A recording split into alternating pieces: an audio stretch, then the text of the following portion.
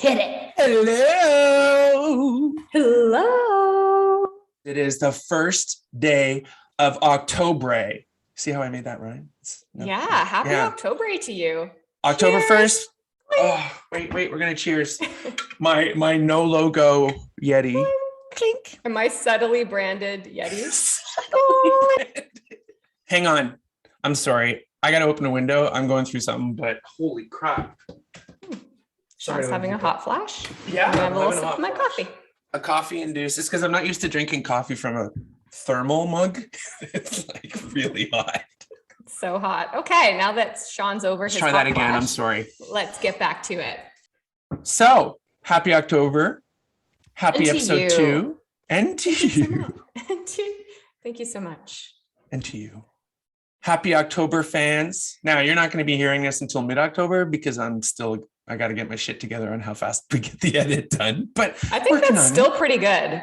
Yeah, I think so. With all the promotion. It's not like breaking news that it's October 1st. It's October 1st. Breaking news. Boom, boom, boom. Hey, breaking news. New website. The2marketeers.ca. And new other stuff. New intro. Yeah, new intro. Custom sting. Thanks to Bryce Thomas. Thank you, Bryce Thomas. We'll give you better kudos later when we know exactly what you want us to do with it. Thank you, Bryce Thomas. Lindsay, looking fab today in your fall cheetah look. It's sweater weather. Sweater weather? Have you seen the sweater weather? Sweater weather. Well, there's a candle. My wife. It's the SNL skit. Sweater weather. Sweater weather? Have you not seen this? No, I don't watch SNL anymore, and it's killing me. Well, it's like on TikTok. It's not like actually SNL. Who watches TV? Sorry. Tell us about sweater weather. Sweater weather. It's this whole skit they do. We're like, oh, it's fall. It's sweater weather. Time for sweater weather. We're gonna sweater weather. Sweater weather. I love sweater weather. Sweater weather. I feel like anything that's in a Boston accent is the best. Smart. Right? Smart pack. Imagine if you drove your smart pack with sweater weather. Now because now there's like candles or scents called sweater weather, and it's like I'm literally just going to do that all the time. Oh yeah, like my wife is a huge, what's it called? Bath and Body Works. Oh yeah. And sweater weather. Every time I wash my hands at your house, I'm like, Simone is such an angel because it smells wonderful everywhere you go. Also, I wonder what the sweater weather one smells like. Is it like a damp wool? Like frolicking in Scotland in mid-October. Is it a sheep wool dampness? Yeah. And do you even know what that smells like? I mean, I don't. I do. That's a whole other episode. My mom is from Scotland. I've been there many times and I know exactly what a damp sheep smells like. Do you really? You've been to Scotland? Yeah. Have you not been to Scotland before? No, never been to Scotland. Never been to Ireland with the name Sean Patrick. One day. You know how people say when they step off a plane or they go to a country and they're like, this is my home. Like I can feel I'm from here. Like I'm from the Damp Sheep whiskey place, you know? I think I went there for the first time when I was 25 with my best friend when we were backpacking through Europe and Southeast Asia, and we did a stint in Scotland. And I got off the plane, I was like, these are my people. Like, I'm meant to be here. It's phenomenal there. Mine's not exotic, but I got that feel when I got off the plane in Nova Scotia. Yeah? Yeah. I can imagine. I've never felt that feeling other than where I come from, and I have a whisker. What is in your mouth? Is it the damp wool sheep hair? Damp sheep wool. You're really getting into character. Anyways. Sean has a bunch of sweater weather in his mouth. So I'm glad we got on track right away. Ready for a crazy new season. Let's get back to it. One thing I want to wish to my fellow podcast partner, co-marketeer, happy day after podcast day, international. Happy day after International Podcast Day. I think we need to work on shortening some of the international days. I think we're just so excited about season 2 that we just can't stop like talking random crap. Yeah, I think it's people, you have to know that we've been very busy throughout the summer, not doing this, but doing everything around it. So Lindsay and I work a lot together, but we don't really talk. She's very busy. And we don't really do this. Now we're just like, we don't have to do any of that. I don't even want to talk about the twomarketeers.ca. Okay. So let's just not talk about the website, especially on mobile. It looks slick. Yeah, but I just don't want to talk about the twomarketeers.ca. Huh? Did you see how I did that? Ears, yeah. EERS. Anyway, okay, yes. Happy International Podcast Day to you as well. I found out, Lindsay told me, I think late yesterday when we were having one of those discussions that wasn't this. And I'm like, oh, I better catch up. And I mean, hey, you're supposed to reach out to other podcasters and that sort of thing. And I guess that's big for season 2. Let's reach out to other podcasters. As it turns out, we did none of that. Let's make some podcaster friends. You know who I'd want to make as a podcast friend first? Is Will Arnett. Oh, he's my hero. No, is the 2 ladies from the radio show on SNL, you know, Dusty Muffin and Sweaty Balls. Don't you think they need a podcast? They probably have one. They may have been the ones that did Sweat Weather. It's possible. So why didn't we post about International Podcast Day yesterday? Because I didn't know. And also, there was more important topics happening. Yes, thanks for that. Missed that cue. Yeah, yesterday was a big day for Canada. Again, long name, so forgive me if I get it wrong. It's International Day for Truth and Reconciliation. I believe it's the National Day for Truth and Reconciliation. Right. September 30th, 2021 was the first National Day for Truth and Reconciliation.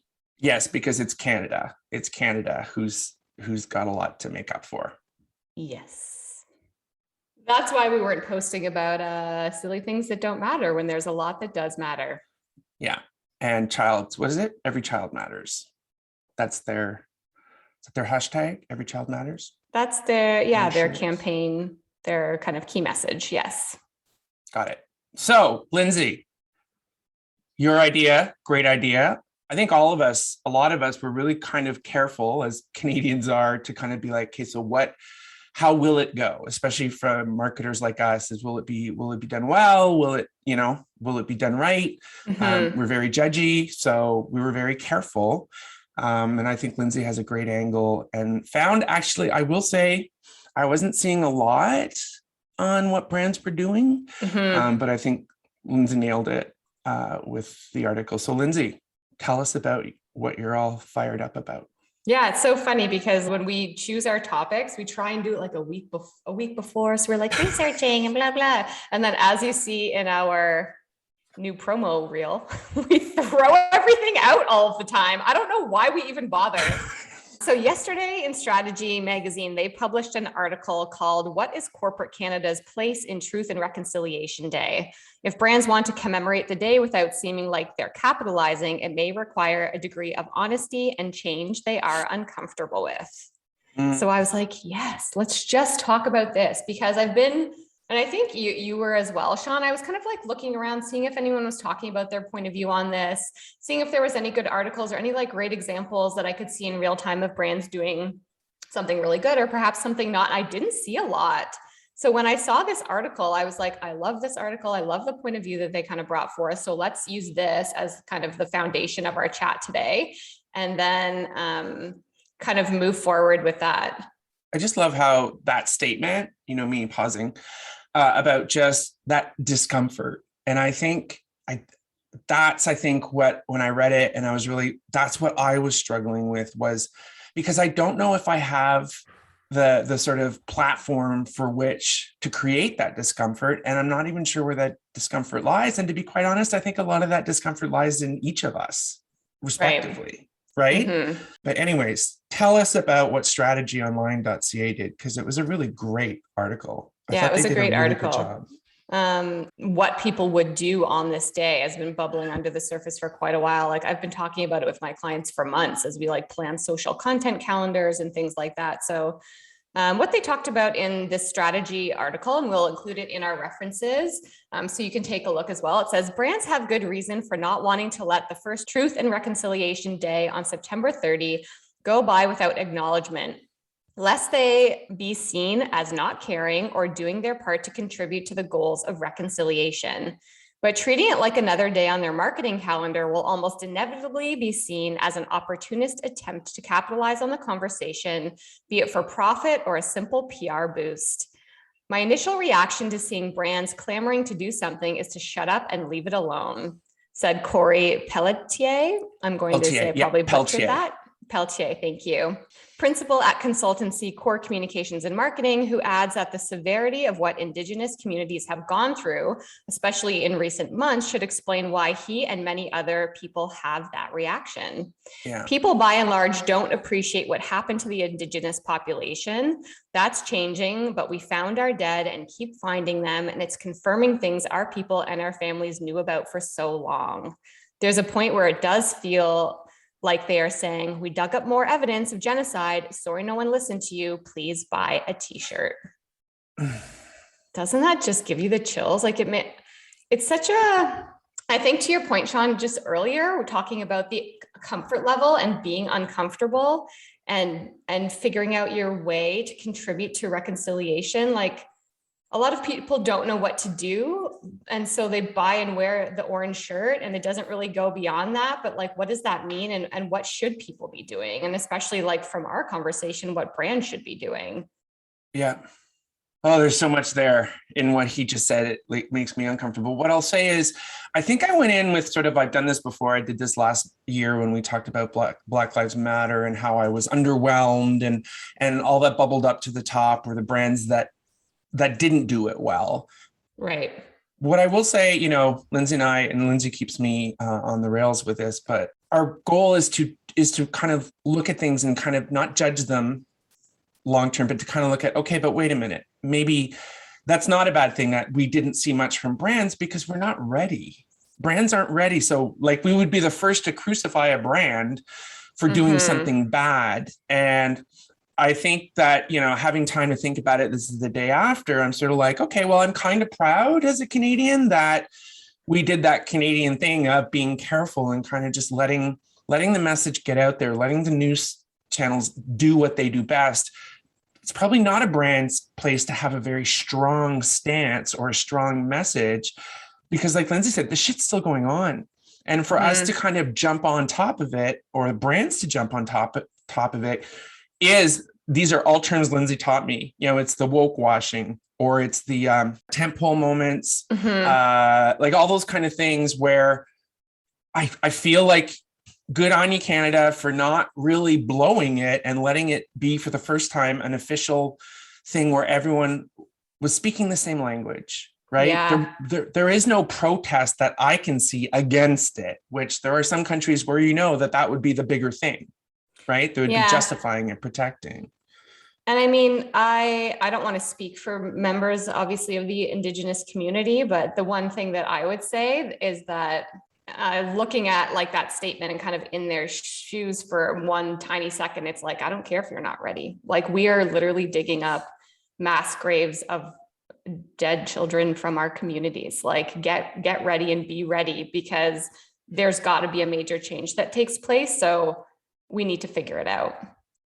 Absolutely. I think it's that even tension of there's a lot to think about and there's a lot to fix. And I think we have a couple examples of brands that have done, I think, things beautifully and really align with kind of what we came out of season one with, you know, it's not about storytelling anymore. It's about story doing. It's about taking action, letting those actions happen, and then telling the story of how that action impacted, not telling the story of what you're going to do and how great that is. Exactly. So it says, the roadmap has already been laid out. Companies will need to accept that the public's why is a brand involved with this response will be justifiably more easily set off today. If they want to be mindful of that, Mitch White, senior communications lead at Creative Fire, says the place they should start from is education.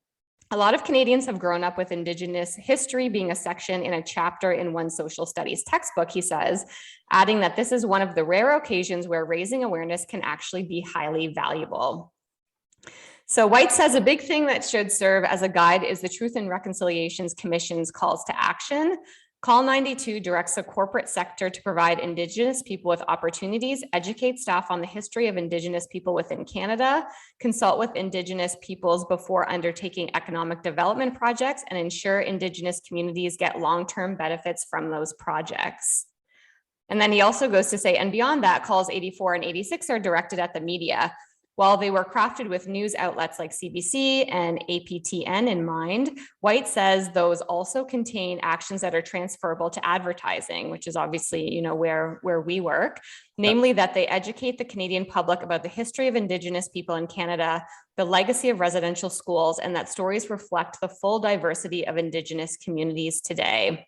To that end, White says any communications today should be focused on education. Further to that, they should turn their reach and platforms over to Indigenous people to tell their stories for themselves, including the more positive ones that reflect the triumphs and resilience coming out of their communities. So just one other thing, but the other thing the corporate sector needs to keep in mind is that reconciliation is about action. I'm going to read that sentence one more time. Reconciliation is about action. So exactly what Sean was just saying about how it's more story doing than storytelling, like real actions first, and then communicating the impact of those actions. And treating it like another communications project handled by the marketing department, instead of actually contributing to reconciliation in a meaningful way, is missing the point entirely. This is not just one day after all, but an ongoing process that requires foundational change, and it means being uncomfortable. Oh, did we write this article? It is an amazingly written article, and yes, I'm so impressed with the people that they quote. And it's written by Josh Colm for Strategy Magazine. Way to go, Josh. And amazing. We completely agree with everything he's saying. There's a way to do this. And let's be honest, there's a playbook. This is being rolled out like a playbook without us even knowing there's a playbook. Like through the government, through the media, so I'm very impressed. And, impatient me has kind of taken a backseat to don't jump all over it. If I may, Lindsay, on the same article, I think they did a great job at citing a perfect example of what you and I love to call story doing. And I'll just read from the article, the particular part, and it's about Tim Hortons, who, the perfect brand to do it. And I have to applaud them for doing it really well. What I will say is the brand took the back seat. The brand supported something, and now the brand is letting the story tell itself. And now they've done it right. So there's nothing they need to say. Which Tim Hortons they do that approach, don't they? Yeah, they do a lot of big initiatives and actions and then let the story tell itself. Yeah, good on them. Yeah. So here I'm going to read from the same article on strategy. One example White believes gets the approach right is Tim Hortons. From today until October 6th, all of the proceeds generated from a special orange donut will be donated to the Orange Shirt Society and the Indian Residential School Survivors Society. So pretty straightforward. They didn't reinvent the wheel, very ownable by them, very easy to execute. Yeah, and that's like a promotional model that they replicate, that they know works for their business, right? They have a hero product. They encourage people to participate. They feel like they're contributing. But in this case as well, I think they took it a step further. So yeah, keep going from that. So exactly. The promotion is a typical, they always have it. It's a simple mechanism, very templated, but it works for them. Their platform is the donut. Fair? Or a cookie when they want to mix it up. Fair enough, but never has to go beyond that. Possibly a coffee, but that's it. While the idea may seem simple, a big reason it works is because it came from, and I apologize if I'm going to bastardize the name, Joe Corazance, Mitch Shooter, and Shane Gottfriedson, a former First Nations chief and former BC regional chief for the Assembly of First Nations, who co-own a Tim's location near Kamloops. They helped create the campaign by working with other Indigenous franchisees representing a swath of different communities across Canada. And I think that's really important, right? It opens up to others including Landon Miller, who ran a similar grassroots campaign at his restaurant on the Six Nations of the Grand River Territory in the days following the discovery at the Kamloops Residential School. Basically, the piece, it's about a minute long. No, it's 2.5 minutes long, and Mm-hmm.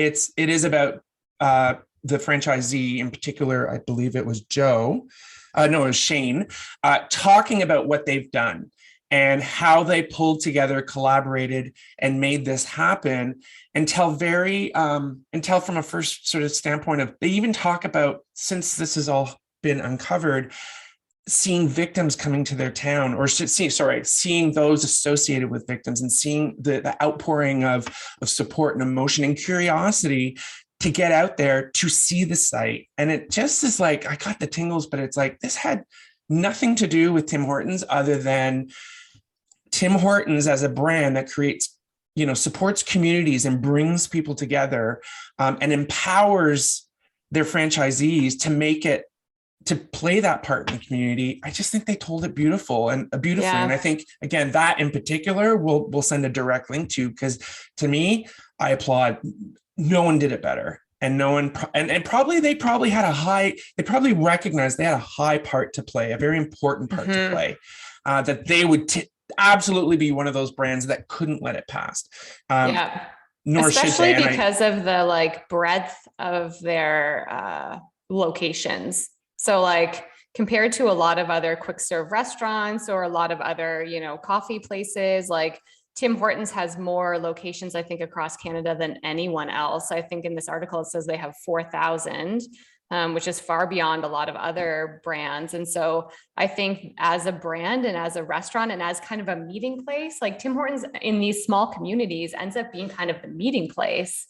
And I was listening to a podcast you shared with me, Sean, yesterday, where one of like a residential school survivor, they were talking about how he's actually always at his local Tim Hortons and he's really? always there. Yeah. And so I just connected that right now when I was listening to that yesterday.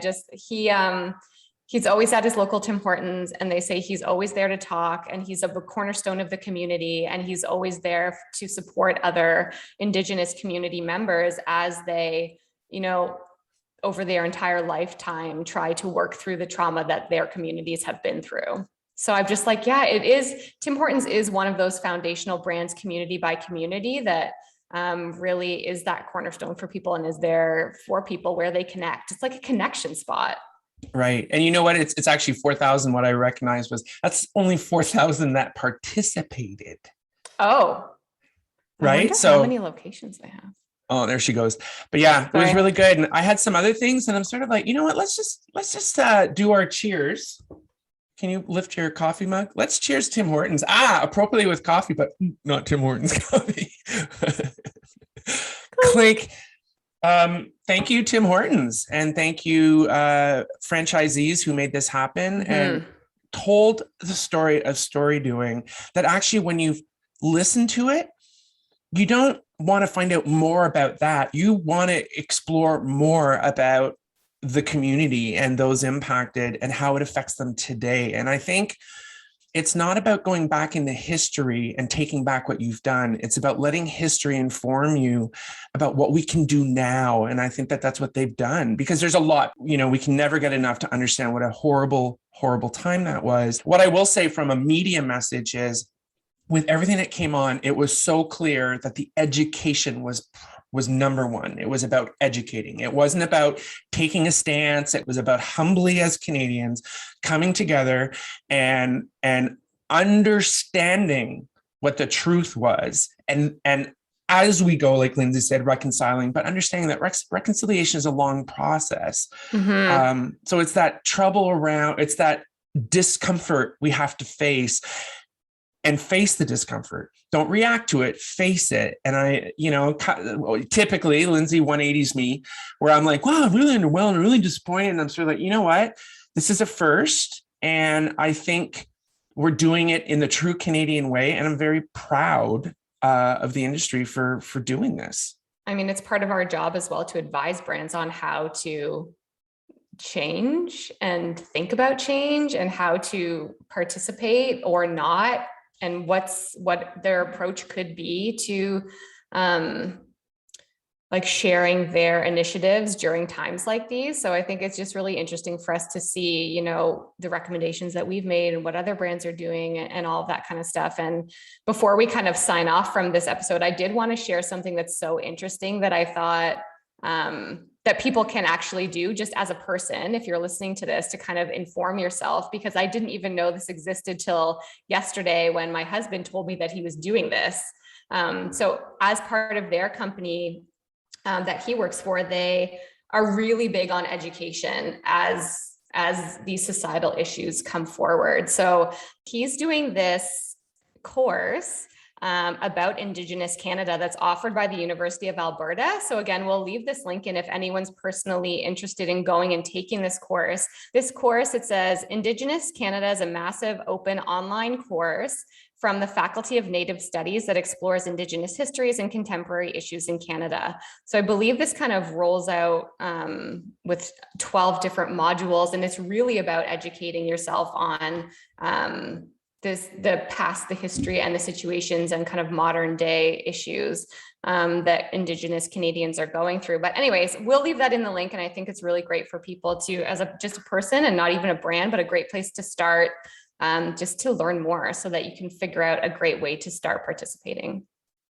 You know what? I'm pretty impressed with how the rules have come into place. A playbook is so evident, and brands are being careful and respectful in most cases, as I know, to follow them. And I think that's really important for marketers. And the takeaway here is when you don't know what to do, seek out if there's playbooks, seek out if there's a way, seek from the government, seek from those around you, because it's not as complicated as you might think it is.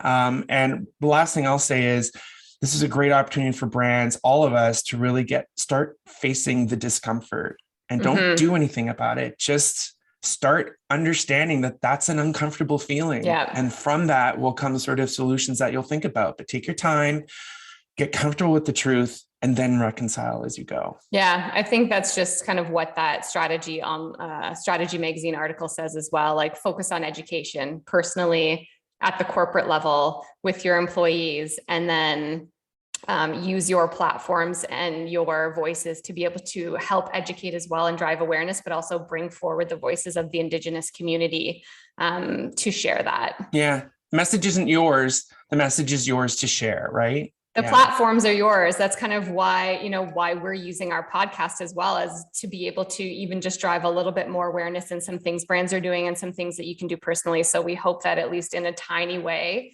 that we're starting that education process ourselves and using our platform to share that. And thank you, Lindsay, for doing that yesterday at 7 p.m. But anyways. Sorry for the pivot, but here we are. Awesome. Well, everybody. You, Sean. Thank you for embracing the last minute change, but it's very important, obviously. That's how the best stuff comes out. Listeners, it's been a pleasure. Lindsay, always great to see you and hear you. And I can't wait to record in 2 weeks. Sounds good. See you then, Sean. Thank you so much. Bye, everybody. Have a great day, everyone. Thanks for listening. We hope you enjoyed it. New episodes launch every 2 weeks, so be sure to subscribe to the Two Marketeers podcast wherever you like to listen. Or go to the2marketeers.ca and connect with us. That's the twomarketeers.ca. Spell it out. We are everywhere. The Two Marketeers podcast. This podcast is over.